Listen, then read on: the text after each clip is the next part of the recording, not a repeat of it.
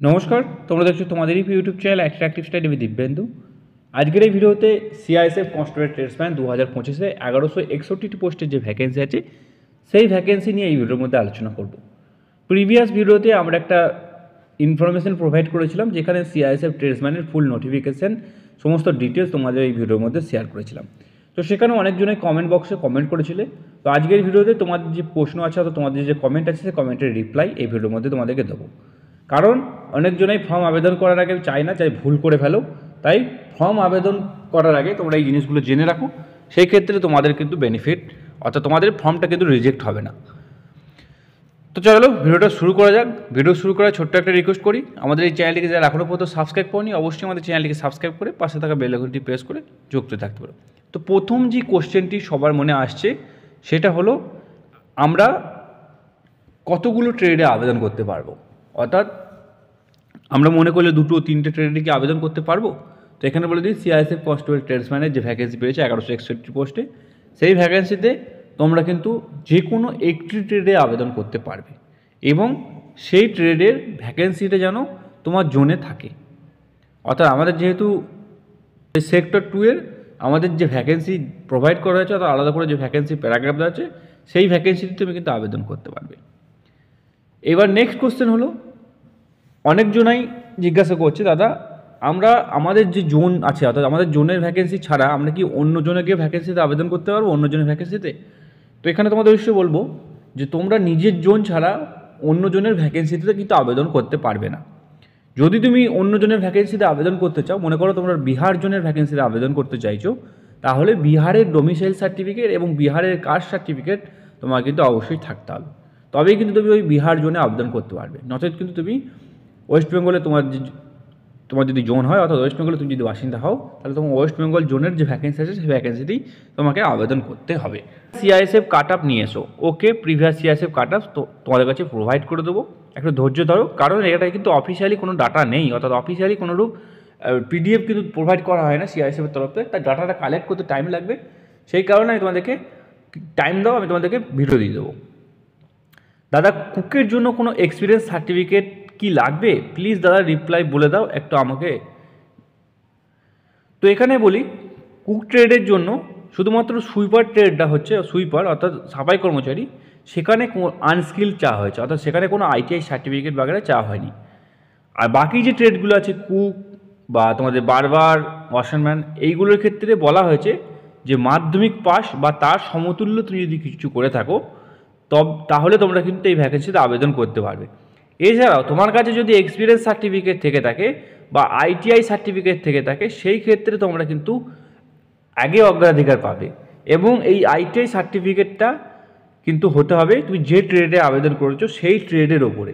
মনে করো তুমি কুকে আবেদন করেছো কিন্তু তোমার কাছে ইলেকট্রিশিয়ানের আইটিআই সার্টিফিকেট আছে, সেই ক্ষেত্রে তুমি কিন্তু অগ্রাধিকার পাবে না শুধুমাত্র।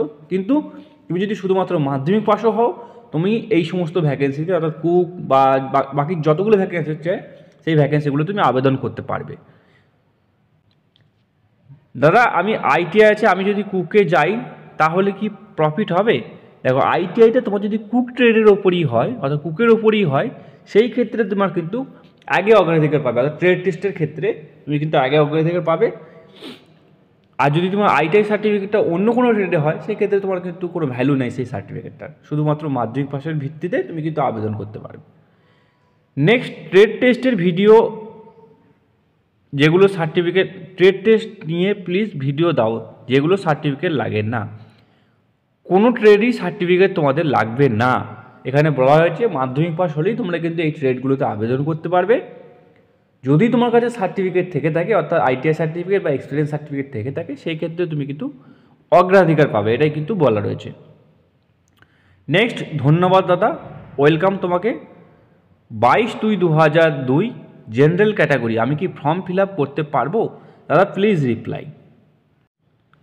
তোমার যেহেতু 22/2/2002 জেনারেল ক্যাটাগরি, তুমি সেই ক্ষেত্রে এখানে তুমি ফর্ম ফিল আপ করতে পারবে না, কারণ এখানে তোমার 23 বছর 5 মাস কিছু ডেজ তোমার এখানে কিন্তু বয়স হচ্ছে অর্থাৎ তোমার এজ হচ্ছে, সেই ক্ষেত্রে এই 5 মাসের জন্য তুমি কিন্তু আবেদন করতে পারবে না। শুধুমাত্র যদি 23 বছরই বয়স হতো সেই ক্ষেত্রে তুমি কিন্তু আবেদন করতে পারতে, কিন্তু তুমি এখানে আবেদন করতে পারবে না। নেক্সট,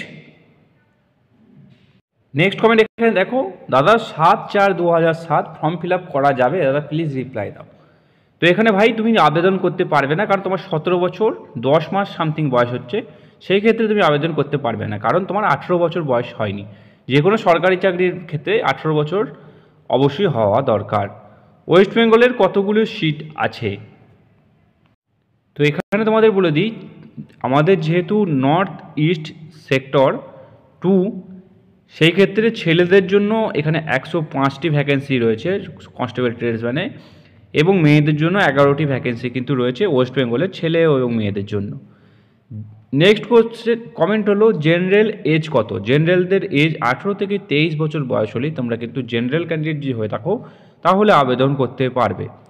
দাদা হাইট কত লাগে? ইউআর 165 সেন্টিমিটার হওয়া হবে না ভাই, 170 সেন্টিমিটার হাইট হতে হবে মেল ক্যান্ডিডেটদের জন্য। দাদা একজন ক্যান্ডিডেট কটা ট্রেডে আবেদন করতে পারবে?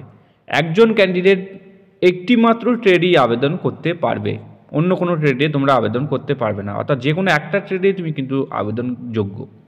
দাদা NSQF লেভেল 1 সার্টিফিকেট কি লাগবে? প্লিজ বলো, এখানে তো উল্লেখ নেই। না, NSQF সার্টিফিকেট কিন্তু লাগবে না। যদি তোমার কাছে ITI সার্টিফিকেট বা NSQF সার্টিফিকেট থেকে থাকে সেই ক্ষেত্রে তোমরা কিন্তু ট্রেড টেস্টের ক্ষেত্রে অগ্রাধিকার পাবে। দাদা CISF-এ এটা 2024-এর ভ্যাকেন্সি, তাহলে এজ কাউন্টিং কেন 2025-এ করছে? দেখো, এটা ডিপার্টমেন্টালি একটা রুলস থাকে, সেই রুলস অনুযায়ী তারা কাজ করছে, এটা বলতে পারবো না কেন করছে। নেক্সট বলছি, দাদা এবার NSQF লেভেলের সার্টিফিকেট আছে, আমি যদি কুকে ফর্ম ফিল আপ করি তাহলে কি আমার স্কিল টেস্ট হবে?